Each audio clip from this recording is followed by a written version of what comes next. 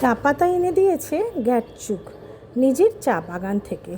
তিনচুলার কাছে সে বাগান, মনে আছে? তিনচুলা যাবার পথে পড়েছিল সে চা বাগিচা। সবুজ মেয়ের হাতছানিতে নেমে পড়েছিলাম সবাই।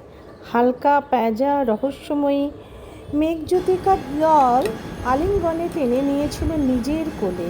চারিদিকে খালি হালকা হালকা সাদা সাদা হালকা মেঘের আস্তরণ। কোথায় তখন সবুজ বালিকা? সেই চা বাগানের চা পাতা যুবককার চোখ এনে দিয়েছিল স্বাদ ওরে।